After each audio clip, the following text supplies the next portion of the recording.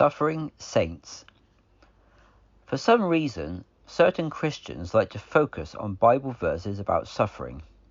Rather than look at the numerous times that the Bible talks about God's desire to bless us, they prefer instead to focus on the relatively few verses that talk about suffering as Christians.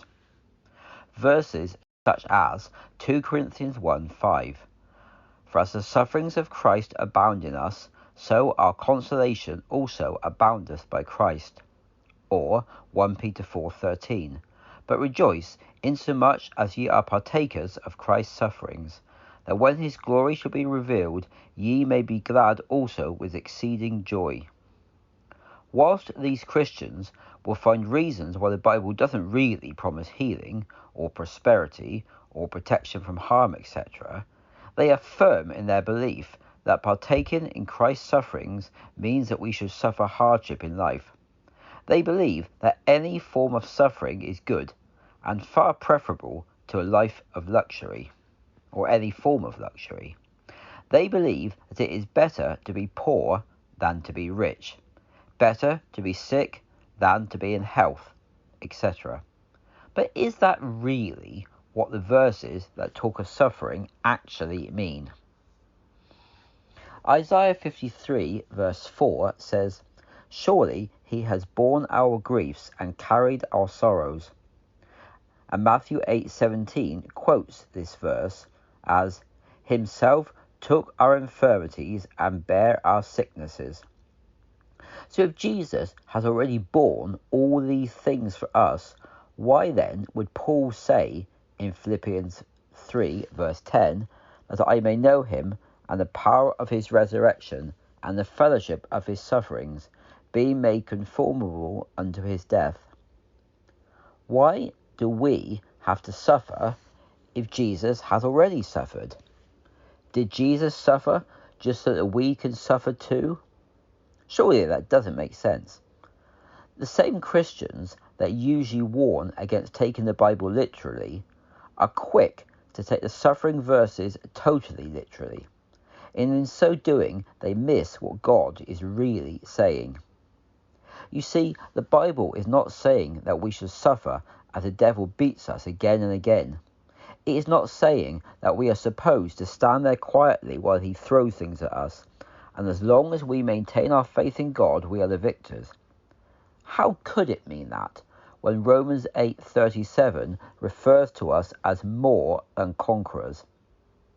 How can we be supposed to live in lack or sickness or both, when according to 1 John 3 verse 8, Jesus came to destroy the works of the devil? Our lives are supposed to be attractive to those in the world, i.e. non-believers. If we think that a life of suffering is attractive, then we are really kidding ourselves. There is enough suffering in the world already. Jesus came to remove lack, sickness, etc., not to add to it. Sure, people have respect for those who willingly suffer, sometimes, but they don't usually desire to have that sort of life that is being demonstrated. So then, if we have misunderstood what the Bible means by suffering, then what does it mean? The answer is that the Bible is referring to us suffering as we take our stand against the forces of darkness. It is referring to spiritual warfare as detailed in Ephesians 6:13.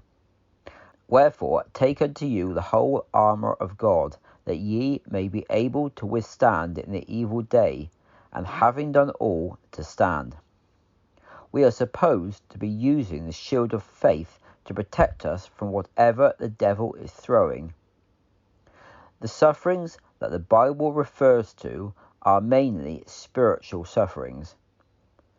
Resisting the devil is not for the faint-hearted.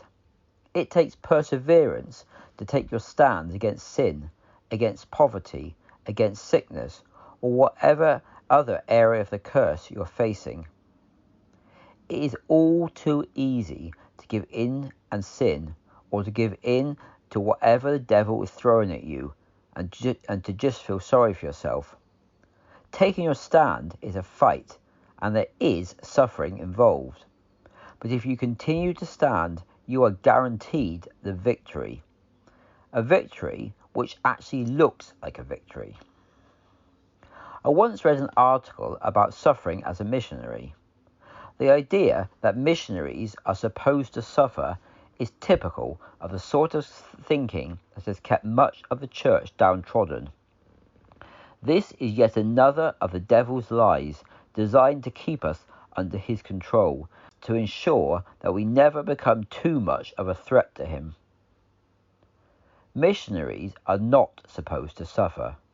Missionaries are supposed to demonstrate God's goodness to those that they are sent to. They are supposed to show people the way out of their suffering, not to join them in it. We need to open our eyes to the deception that has permeated the church. We need to diligently study Deuteronomy 28, so that we are in no doubt which things are under the category of curse and which things are under the category of blessing. If people in the world are living under the curse, and of course they are, God is not calling us to live under the curse with them. We need to meditate on John 10:10 and make sure that we don't get Jesus' purpose muddled up with Satan's. It really is shocking how often that seems to happen. It's time for us to rise up, to refuse to accept Satan's lies any longer, and to put him under our feet.